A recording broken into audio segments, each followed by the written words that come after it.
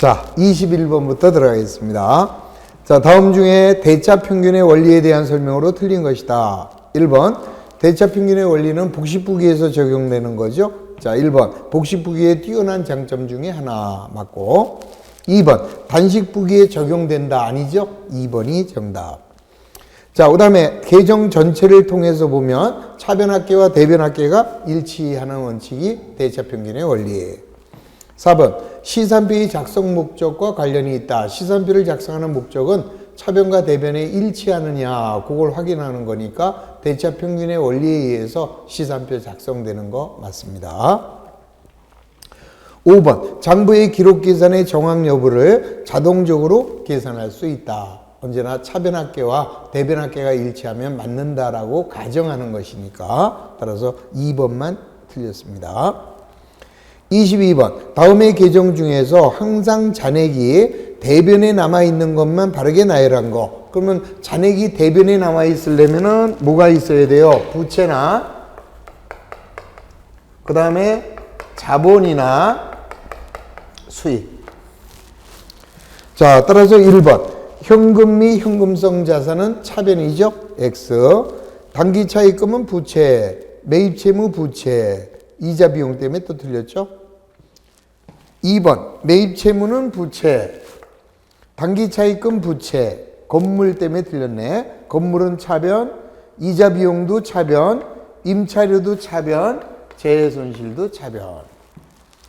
3번, 단기 차입금은 부채, 매입 채무 부채, 미지급 이자 부채, 예수금도 맡아둔 돈이니까 부채, 사채도 부채. 3번만 정답이 된다. 4번, 단기 차입금은 맞는데 소모품비는 비용이니까 차변이죠. X.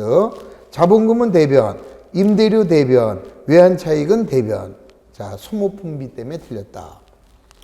5번, 이자 비용 때문에 바로 틀렸네요. 비용이니까. 자, 사채 상환이익은 수익이니까 대변, 보험차익 수익이니까 대변, 재해손실 틀렸죠? 재해손실은 비용이니까 차변, 자산수중이익은 수익이니까 대변. 그래서 맞는 답은 3번만 정답이 된다. 23번, 다음 중 실제 계정. 실제 계정은 자산이나 부채나 자본을 말하는 것이다. 따라서 1번, 선급이자 실제 계정이죠. 1번이 정답. 2번, 보험료는 비용이고 임대료는 수익이고 광고선전비는 비용이고 이자 비용은 비용이다. 따라서 자, 2, 3, 4, 5번은 임시계정, 명목계정이죠.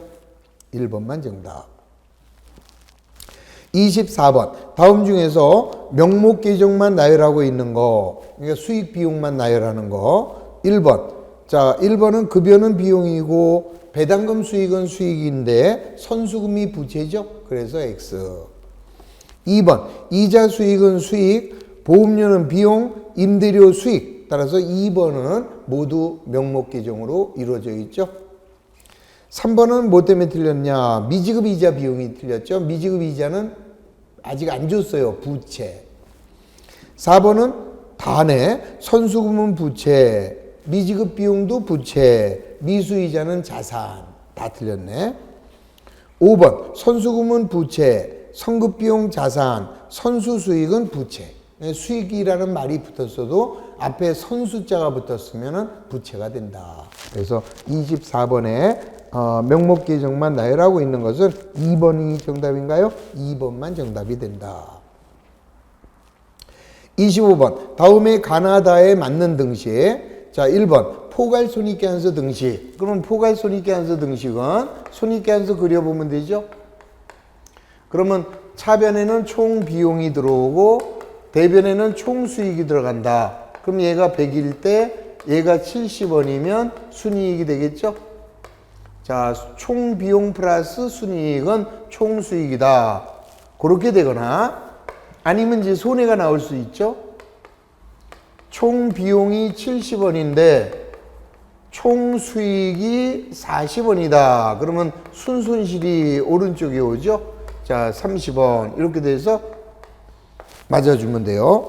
자, 그러면 1번에서는 1번 총 비용은 순이익 플러스 틀렸네. 1번은 틀렸습니다. 2번 총 비용에다가 순손실을 더한다. 또 틀려버렸네. 3번 총 비용에다가 당기순이익을 더한 것은 총수익이다. 3번은 맞는 답이죠. 4번 총 비용은 당기순이익이다. 틀렸죠. 5번 총 비용은 총수익이다. 바로 틀렸네. 그래서 3번만 정답이 되는 것이다. 자본 등식은 어떻게 돼요? 자본 등식은 A-P는 K. 요게 자본을 구하는 거니까 자본 등식이고, 그 다음에 재무상태표 등식은 재무상태표를 그리면 되죠? A는 P 플러스 K 이렇게 되겠죠? 그래서 재무상태표 등식은 A는 P 플러스 K. 그래서 결론. 자, 요게 2번, 요게 3번이니까 결론은 3번만 정답이 되는 것이다. 26번입니다. 다음의 등식 중 잘못된 거. 이 등식이 상당히 어려워요, 처음에는. 그러니까 만약에 시험 볼 때 이런 문제가 나오면 요거는 뒤에 풀어야죠. 이런 문제 미리 하려고 하지 마시고 딴 것부터 먼저 하시고 시간 남으면 되돌아서 하시라. 자, 1번 기초자본 마이너스 기말자본은 총비용 마이너스 총수익이다. 자, 한번 보세요. 기초자본에서 기말자본을 뺄 수 있다. 그러면 기초가 더 크다니까 순손실이죠. 그러면 총비용에서 총수익을 빼면 순손실이니까 맞는 답이 되지. 1번은 맞고. 2번 기초자본 마이너스 박스 기말자산 마이너스 기말부채는 기말자본이네요. 그러면 기초자본에서 기말자본을 뺀다면 순손실이죠. 맞고. 3번 기말자산은 기말부채에다가 기초의 자본에다가 순이익을 더했다. 당연하죠? 맞는다. 4번 기말자산 마이너스 순손실은 기말부채 플러스 기초자본이다. 틀렸죠? 자, 기말자산에다가 뭘 더해야 돼요? 순손실을 더한 것이 기말부채에다가 기초자본을 더한 거지. 그래서 4번이 X. 5번 기말자산 마이너스 기말부채는 기말자본입니다. 그러면 기말의 자본에서 기초의 자본을 뺀다면 당기순이익이다. 맞는 얘기. 그래서 26번에서는 4번만 X. 27번 보조장부에는 보조원장과 보조기입장이 있다. 다음 중 보조기입장에 해당하는 거. 자, 이거 우리 아까 시간에 했던 내용입니다.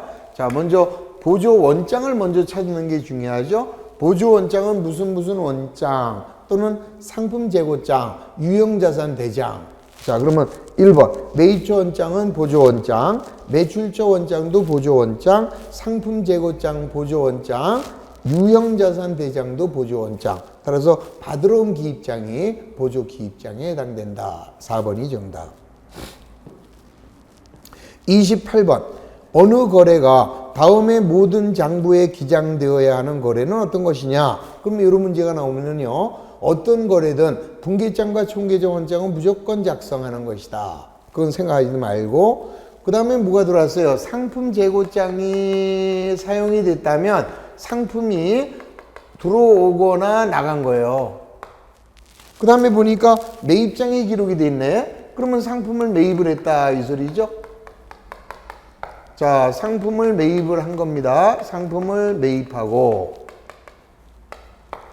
만약에 상품을 팔았다면 매출장에 기록이 되면서 상품재고장에 기록이 되겠죠. 근데 여기서는 상품이 들어왔으니까 상품을 매입하고, 그 다음에는 당좌예금 출납장에 기록이 됐습니다. 그러면 상품을 매입하고 수표를 발행한 거죠. 자, 대금 중 일부는 수표를 발행하였고, 또 어디에 기록을 했어요? 현금 출납장에 기록이 됐으니까 잔액은 현금으로 지급한 것이다. 이렇게 되겠죠? 그래서 간단하게 거래의 개념을 보면 상품을 매입하고 대금 중 일부는 수표를 발행하여 지급하고 나머지는 현금으로 지급한 거래가 되는 것이다. 그러면 1번 틀렸고 5번이죠. 자, 상품을 매입하고 대금의 일부는 수표를 발행하여 지급하고 잔액은 현금으로 지급한 거래. 5번이 정답. 29번 다음은 회계상의 내용 설명이다. 설명의 내용 중 틀린 거. 1번 상품을 30만 원 매입하기로 계약금 10,000원을 지급한 것은 부기상의 거래다. 당연하죠. 계약만 했으면 거래가 아니지만 계약금을 줬으니까 회계상의 거래다. 2번 거래를 분계장에 기록하고 총계정 원장으로 옮겨 적는 과정, 그걸 우리는 뭐라고 그래요? 전기라고 하지요. 3번 재산법에 의한 당기순이익은 기말 재무상태표 대변에 기재가 된다. 맞는 얘기입니다. 우리가 이제 재무상태표를 그리게 되면 자 여기 이제 뭐가 들어가요? 자산이 100원, 그 다음에 부채가 40원, 그 다음에 자본이 60원인데 이 자본은 기말 자본이죠. 자 기말 자본은 기초 자본에다가 순이익 더한 거죠. 자 4번 재무상태표는 기업의 일정 기간의 재무상태를 나타내었다. 틀렸죠? 일정 시점의 재무상태를 나타내는 일람표다. 4번이 X. 그 다음 부기의 기록 계산이 이루어지는 장소적인 범위, 장소적 범위를 우리는 뭐라고 얘기했습니까? 회계 단위라고 한다. 따라서 틀린 답을 찾는 거니까 4번만 정답이 되는 것이다. 30번은 모처럼 쉬운 문제네요. 다음 중 계정의 잔액이 잘못 표시된 거. 그러면 우리는 자산은 차변, 부채는 대변, 잔액은 자본은 대변, 수익은 대변, 비용은 차변에 나와야 되겠네. 따라서 단기대여금 자산이니까 차변에 맞고, 자본금 대변에 맞고, 3번 지급보험은 부채니까 대변 맞고, 4번 틀렸죠? 외상매출금은 자산이니까 잔액이 차변에 나와야 된다. 4번이 X. 감가상각비는 비용이니까 차변에 맞죠? 31번 다음의 거래가 총계정 원장에 해당 계정에 바르게 전기된 거. 자 그럼 이거는 어떻게 해줘야 돼요? 계정에 건물 2,000원, 현금 1,000원, 자본금 3,000원. 그럼 이제 계정을 3개 그리면 되죠? 자 먼저 건물 계정, 그 다음에 현금 계정, 그 다음에는 자본금 계정 이렇게 들어옵니다. 그러면은 건물 계정 차변에는 상대편 계정 과목 자본금 2,000원, 그 다음에 분기가 차변이니까 현금도 현금 계정 차변에 상대편 계정 과목 자본금 1,000원, 그 다음에 자본금은 대변에 있으니까 대변에다가 상대편 계정 과목 제좌 3,000원 이렇게 들어가겠죠. 자 따라서 바르게 전기된 거 1번은 건물 자본금 3,000원 그래서 틀렸고, 2번 자본금은 건물 2,000원에서 틀렸고, 현금 3번 요게 맞네요. 그래서 3번만 정답. 4번 건물에는 자본금이 2,000원 들어가야 되죠. 그 다음에 현금 계정에는 차변에 자본금이 1,000원만 들어가야 되죠. 그래서 간단하게 뭐가 잘못됐는지를 확인할 수 있다. 넘어갑니다. 32번 다음 중 잔액시산표와 관련된 내용 중에서 잘못 설명된 것은 1번 시산표 등식은 기말자산 플러스 총비용은 기말부채 플러스 기초자본 플러스 총수익이다. 오케이. 맞는 얘기죠? 거기서 핵심은 뭐라고 그랬습니까? 기초자본이지 기말자본이 들어가서는 안 된다. 2번 잔액이 차변에 남는 계정은 자산과 비용이며, 오케이. 잔액시산표는 정산표를 작성하거나 결산 예비 절차의 기초자료가 되는 것이 시산표. 3번 분기는 거래의 이중성에 입각하여 차변 요소와 대변 요소로 반드시 결합돼야 되죠. 4번 시산표에서 발견할 수 없는 오류는 차변과 대변의 금액이 동일하게 잘못된 오류로서 이중 기입하거나 계정 과목을 잘못 옮겨 적는 거 맞는 얘기. 5번 원장의 전기가 올바르게 되었는가를 대차 평균의 원리에 입각하여 오류의 검정 수단으로 작성되는 원장의 각 계정 과목에 대한 집계표를 2월 시산표라고 한다. 틀렸죠? 자, 그거를 그냥 잔액 시산표라고 한다, 합계 시산표라고 한다, 합계 잔액 시산표라고 한다. 그래야 되고, 2월 시산표는 뭐예요? 결산 본 절차가 끝난 다음에 자산과 부채와 자본의 집합된 시산표, 그게 2월 시산표. 그래서 5번만 X. 33번입니다. 다음 중에서 시산표에서 발견할 수 있는 오류. 자, 발견할 수 있는 오류, 발견할 수 없는 오류. 자, 이거 어떻게 구분해요? 발견할 수 없는 거는 차변과 대변이 동시에 잘못된 것은 발견할 수가 없고요. 자, 발견할 수 있는 것은 어느 한쪽만 찾아라. 그것만 포인트입니다. 1번. 분계장의 기록이 차변과 대변이 바뀌어 전기됐다. 발견할 수 없죠. 2번. 분계장에서 한 거래가 모두 전기 누락이 됐다. 발견할 수 없습니다. 동시에 누락이니까. 3번. 분계장의 차변 금액이 총계정원장의 전기 누락이 됐다. 차변만 잘못됐으니까 얘는 발견할 수가 있겠죠. 3번이 정답. 4번. 두 개의 오류가 같은 금액으로 상계되어 있다. 같은 금액으로 10만원, 10만원이 만원, 만원 이렇게 되어 있으면 발견할 수 없죠. 5번. 거래를 이중 분계하거나 대차 양쪽에 이중으로 전기했다. 발견할 수 없습니다. 따라서 발견할 수 있는 오류는 어느 한쪽만 잘못된 거. 넘어갑니다. 이것도 역시 지난주에 다 풀었던 내용이에요. 그런데 일주 지나서 새로 하니까 또 새로 몰라. 그런 거를 좀 잘 생각하시면 되죠. 자, 먼저 조사 대상 내용. 그러면 시산표의 차변합계하고 대변합계가 서로 안 맞는다. 그럴 때 이제 어떻게 검사한다? 이렇게 왔는데 틀렸으면은 옹기를 거꾸로 가면 된다. 그랬죠? 그래서 먼저 시산표의 합계 금액을 검산을 한다. 그 다음에 두 번째, 총계정 원장에서 시산표로 제대로 옮겨왔는지 확인한다. 그 다음에 총계정 원장의 차변합계와 대변합계의 금액을 검산한다. 그 다음 분계장에서 총계정 원장으로 정확하게 왔는지 확인한다. 그 다음 분기가 제대로 됐는지 확인한다. 따라서 1번 총계정 원장 계정의 차변 대변 합계와 잔액을 확인하는 거 맞는 얘기죠. 그 다음에 2번 분계장 기입 자체에 잘못이 있는가를 조사해야죠. 3번 하나의 거래에서 분계를 대차 반대로 전개하는가를 조사한다. 그건 아니라고 그랬죠. 4번 분계장에서 총계정 원장으로 전기가 옳게 행해졌는지를 조사한다. 맞고, 그 다음 시산표의 계산 자체에 잘못이 있는지를 확인한다. 맞는 얘기. 자, 아주 쉽게 3번이 정답입니다.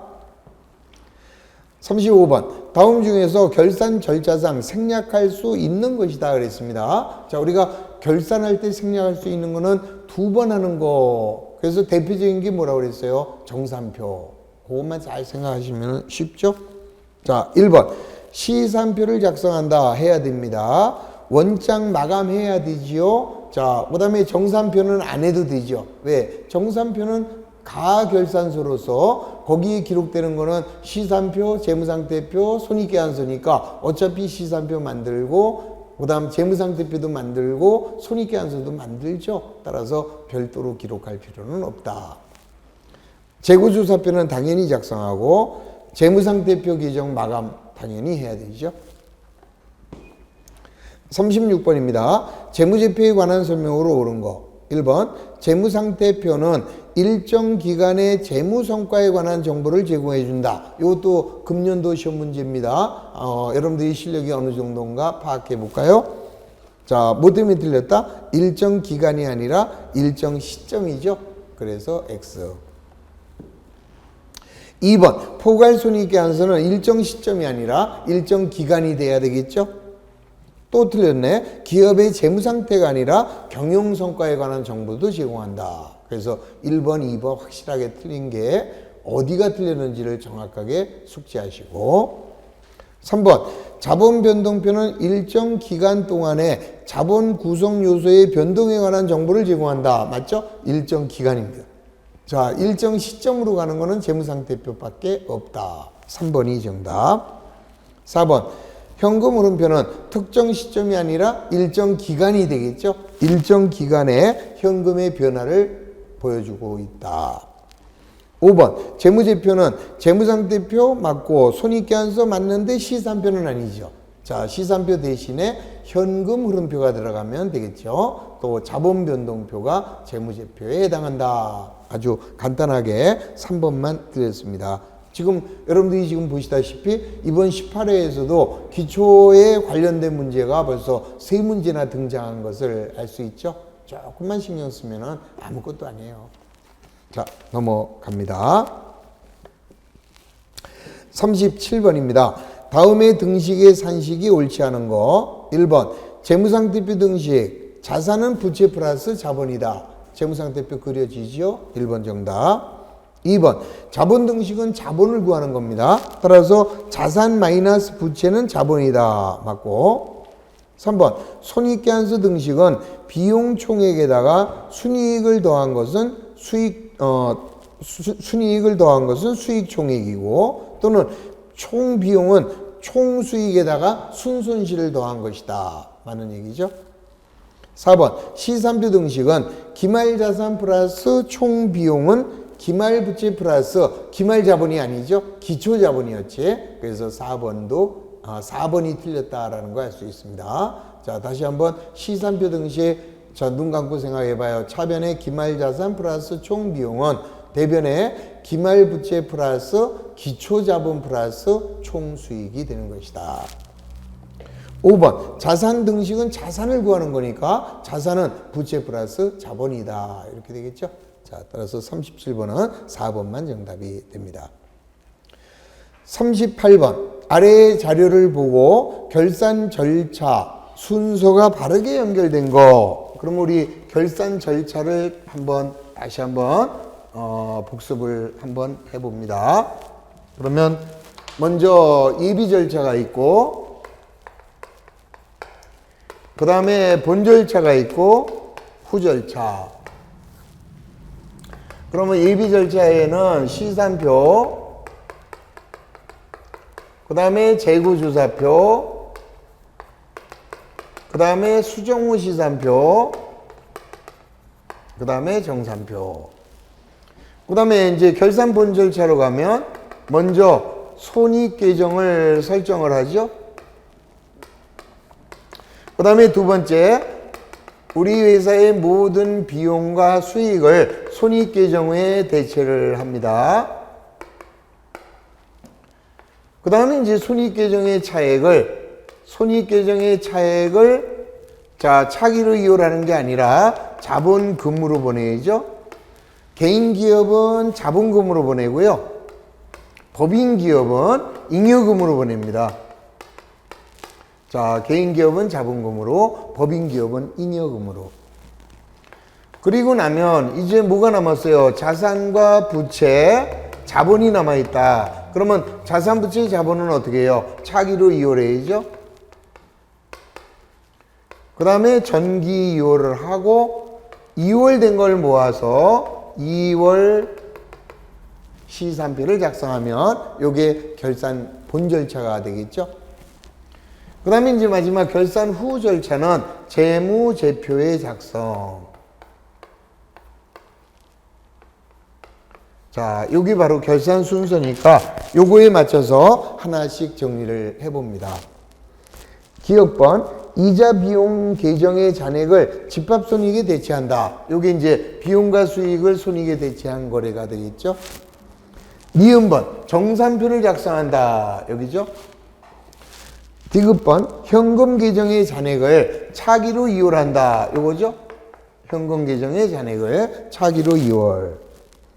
그 다음 리을번, 손익계산서를 작성한다. 손익계산서는 재무제표입니다. 그 다음에 미음번, 시산표를 작성한다. 시산표는 여기 있네. 미음. 그 다음 집합손익계정 차변 잔액을 자본금 계정에 대체한다. 자, 여기죠. 손익계정의 차액을 자본금 계정에 대체한다. 그 다음에 외상매출금에 대하여 대손충당금을 설정한다. 이게 바로 재고조사표예요. 이게. 그래서 재고조사표에서는 자, 뭐를 하게 되느냐? 수정분기를 하게 되고, 요 수정분기에 대해서 이제 오늘 하려고 그랬는데 이 시간이 좀 어중뛰네요. 그래서 다음 주부터 하겠습니다. 그래서 자료를 오늘 논하드린 것을 다음 주에 사용하도록 할 테니까 오늘은 그냥 잘 보관만 해 두시기 바랍니다. 자, 우리 동영상 들으시는 분들 출력해서 꼭 다음 주에 강의를 들으실 때는 반드시 그 출력된 자료를 준비하셨다가 공부하시기 바랍니다. 자, 그러면 이제 순서가 바르게 연결된 거 그랬으니까 먼저 미음하고 시옷, 그 다음에 니은, 기역, 그 다음에 비읍, 그 다음에 디귿, 그 다음에 리을 이렇게 들어가 있죠. 그래서 정답은 몇 번이 되느냐 알아서 찾으십시오. 39번. 다음 중 재무회계와 관리회계 설명이 옳지 않은 거. 자, 요거는 우리 시험에 잘 나온다 그랬죠? 재무회계와 관리회계의 차이. 자, 먼저 재무회계와 관리회계의 차이는 우선 제일 먼저 재무회계는 외부정보 이용자, 그 다음 관리회계는 내부 경영자. 자, 따라서 주요 실적 특성, 외부 정보 이용자에게는 신뢰성이 확보되고, 그 다음에 내부 경영자에게는 경영자의 의사결정에 목적 적합한 것이 바람직하다. 그럼 이제 신뢰성이 확보되려면 보고하는 범위, 과거적 정보, 자, 현재는 생략을 하고요. 그에 비해서 내부 경영자 목적이 적합하기 위해서는 과거 및 미래적 정보도 보고 대상이 된다. 그 다음에 여기는 화폐적인 정보만이 신뢰성이 있겠죠. 그러나 내부 경영자에게는 화폐적인 정보는 당연하고 비화폐적인 정보도 보고 대상이 돼야 된다. 그 다음 신뢰성이 확보되기 위해서는 보고는 정기적으로 해줘야죠. 그 다음에 목적이 적합하기 위해서는 수시 보고를 해야 된다. 신뢰성이 확보되기 위해서는 일반적으로 인정된 회계 원칙에 의해서, 자, 관리에게는 경영자의 의사결정에 목적 적합해야 되기 때문에 특정한 원칙이 필요가 없다.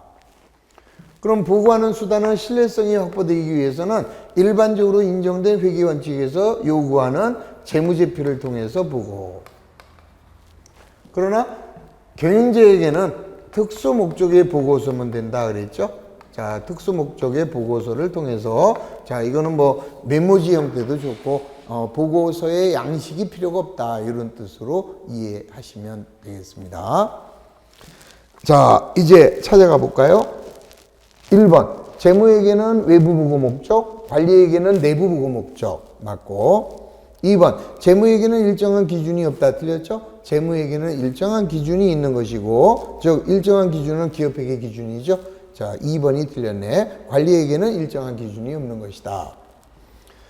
세 번째, 재무회계는 재무제표를 작성하고 관리회계에서는 특정 양식이 없다. 그냥 보고서다. 재무회계는 신뢰성이 확보되기 위해서 과거지향적이고 관리회계는 과거 미래지향적이다. 그 다음 재무회계는 외부정보 이용자에게 보고를 해야 되고 관리회계는 내부 경영자를 대상으로 한다.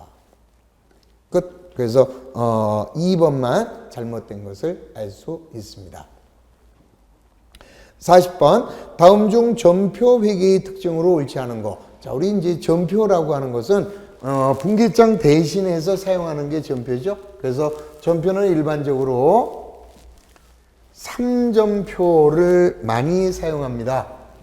그래서 3점표라고 하면은, 자, 먼저 돈이 들어왔을 때는 입금전표, 그 다음에 이제 돈이 나가게 되면 출금전표, 그 다음에 이제 현금이 수반되지 않는 것을 대체전표, 이렇게 해서 세 가지를 사용하게 되면 요게 이제 3점표 이렇게 나오죠.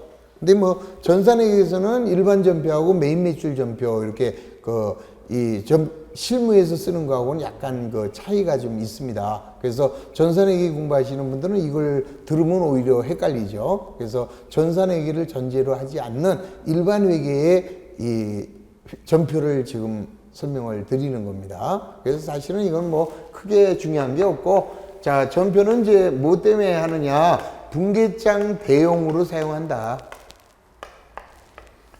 자, 분기장 대신에 작성을 해요. 그래서 돈이 들어왔을 때는 입금전표에다가 자, 입금전표가 여기 있습니다. 그럼 예를 들어서 집세 5만 원을 현금으로 받았다. 그러면은 집세를 받으니까 상대 계정은 임대료잖아요. 임대료 5만 원 이렇게 기록하면 입금전표니까 입금전표 자체가 현금이 들어온 거죠. 그럼 차변의 현금, 대변의 임대료 이렇게 되는 거죠.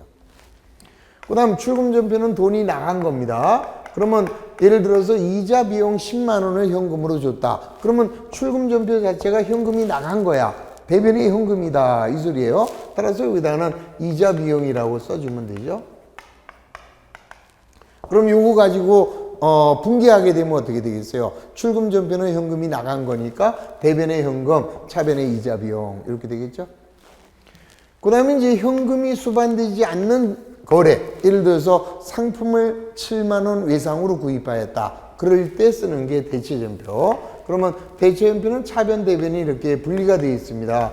그러면 지금 상품을 7만 원을 외상으로 구입했다 그랬으니까 차변에 상품 7만 원, 외상으로 매입했으니까 외상 매입금 7만 원 분개한 대로 이렇게 기록을 해줍니다.